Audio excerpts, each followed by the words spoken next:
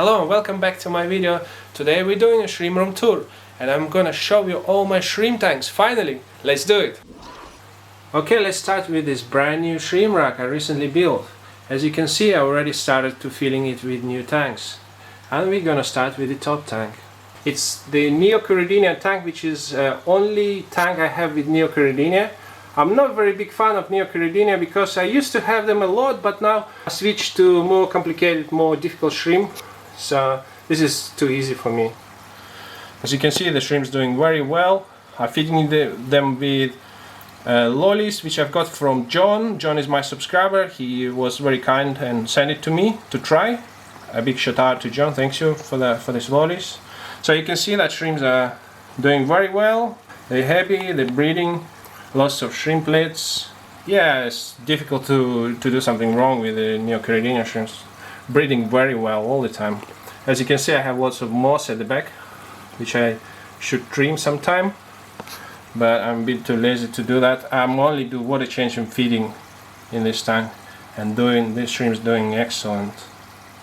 Yeah, lots of seed shrimps here on the glass.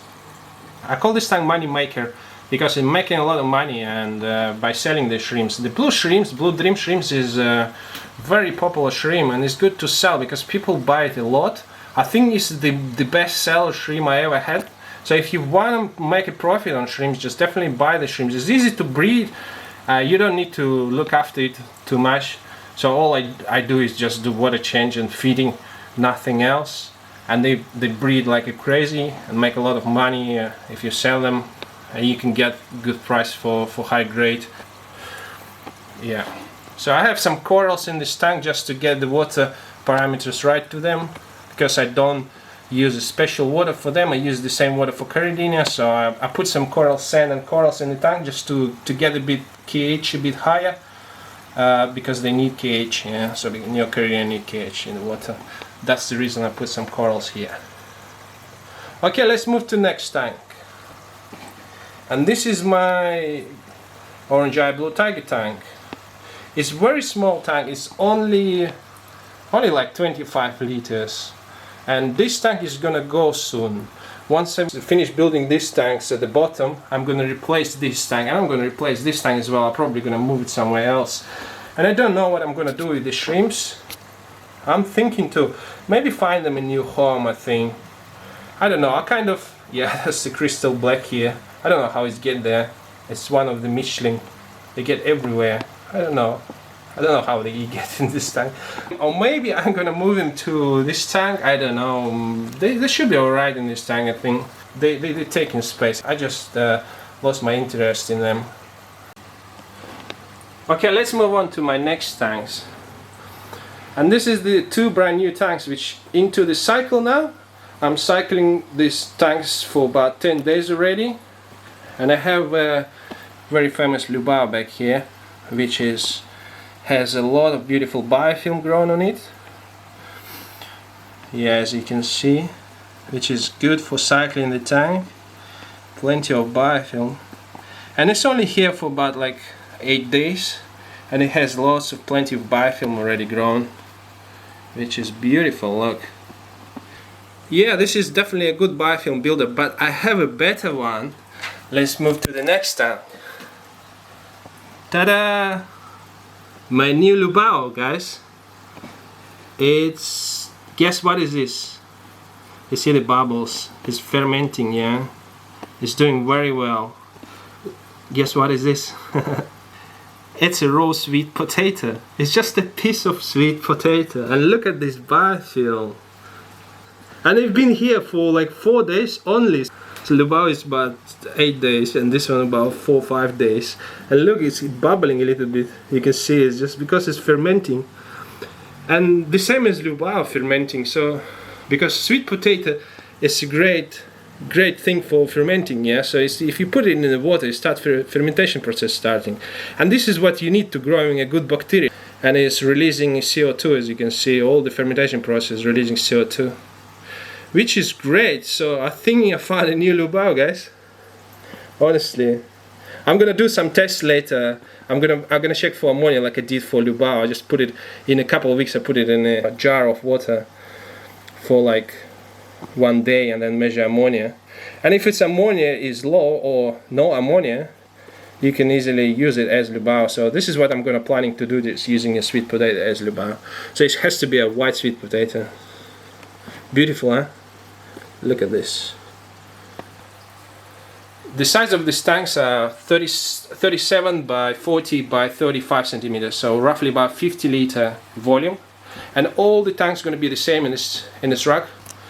Yeah, so as you can see, I put some magic powder, bacterial powder here, and there's some biofilm growing on it. Beautiful algae start to grow here already, and that's because of bacterial powder is doing the job. It's looking very good, 10 days into the cycle, and looking very good. Only one Undergravel filter box in each tank.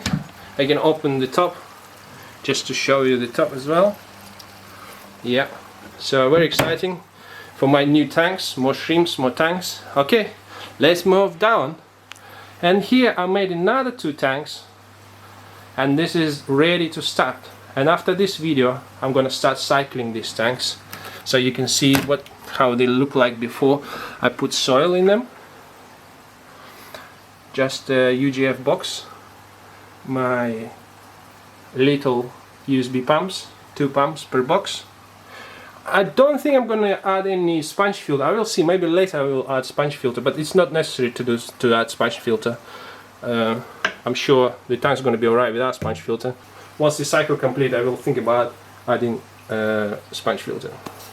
And the reason why it takes me so long, guys, because I'm doing these tanks by myself. And I basically, what I do, I'm just buying the glass, unfinished glass. I only buy the front glass, which is properly polished, but the rest of the glass I polish it with my hands, and then I glue it with silicone and make the tanks myself as well. So it's taking quite a time to do that. So I'm making about like 1-2 tanks a week, and because I'm also working, making video for you, so I don't have much time for this for now. But I slowly getting there. Yeah, so that's 4 tanks already. The next will be the bottom tanks here. Then I replace this tank, and all tanks gonna be the same here. It's gonna be beautiful shrimp rack, yeah, which I made with my hands. Very thin line and tidy because I'm spending quite a lot of time to make this neat. Okay, let's move to the bottom tank. And here I have my coal tank. Coal tank, yeah, it's called. Or trash tank. So most shrimps in this tank are males, which doesn't look very good. And I just wanna separate them from the main colony. Look at this male, yeah. Just example. This is Galaxy male, but it's so bad. Look at this. The color is very pale. So he's deserved to live in this coal tank. Sorry. Yeah. So when I cross my Galaxy or my pintos with simple Caridina shrimp like crystal black, crystal red, I have hybrids or mishlings they call. So I put them in this tank and I wait until they grow, and then all the female, not all, the most beautiful females, I'm gonna put them back into my pinto tanks to make more pintos from these hybrids. So this tank has 1 sponge filter and 1 Undergravel box made by me, just from glass. Yeah, it's a simple setup.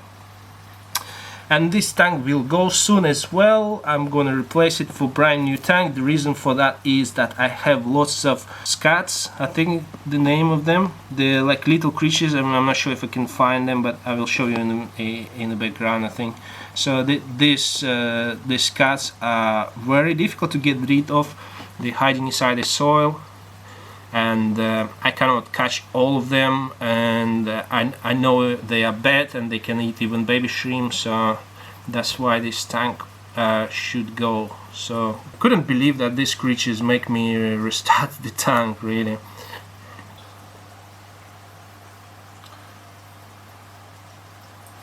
Okay, let's move to the next tank.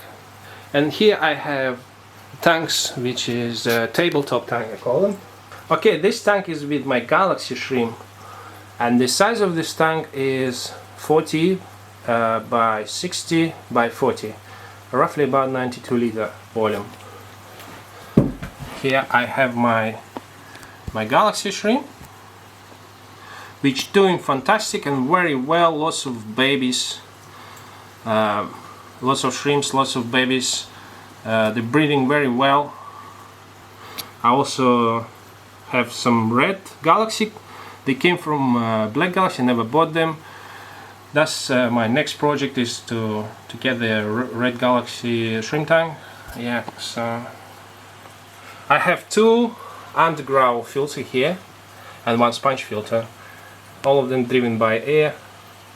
I'm not sure about the quality, but I'm not an expert with the quality, but I think they're quite okay. Yeah, not boar, but some of them close to boar. Yeah, so I call them quite a lot, especially males. I'm only leaving a good looking males, and this is what I suggest you to do as well. So if you see any bad male in your tank, definitely remove it, because that's if he cross with your good female, for example, the baby won't be very good. So the males are very important to keep them very good looking.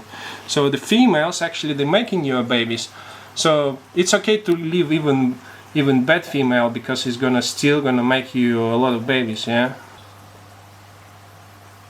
Okay, let's move to the next tank, and here I have the same tank, the same size, 60 by 40 by 40 centimeters, with the volume of about 90 liters. In this tank I have two UGF box filters on the left and on the right, and in the middle I have a sponge filter as well, running by power pump, not by air. So that's the difference a little bit. So in this tank I have like a blue balls, blue steel, red balls, mixing with the Galaxy pinto shrimps. And the Galaxy pinto shrimps, they are all males. All of these blue balls and red balls and blue steel, red steel, they all came from Galaxy, most of them. Yeah.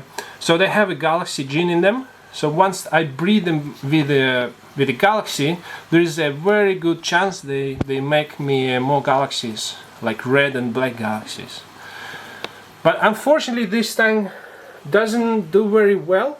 I have a lot of buried shrimps, but not many babies. I'm thinking to restart this tank, because it used to be my divided tank, and then I decided to break it and convert it back to the large tank. So I'm gonna wait for another month or so, and if I won't see many babies, I will restarting this tank completely. So I'll remove the shrimps and cycle the tank again. So yeah, the best way, if you cannot fix the problem, if you see that your shrimp dying or your shrimps will not get buried, that's mean that they better to restart the tank, you know, to fix the problem. Okay, let's move on to the next tank. And here I have my best tank. I like it so much. It's doing very good. It has one UGF filter in the corner and one sponge filter running with the power pump. And here I have a very beautiful shrimp, which I love a lot. You know, I have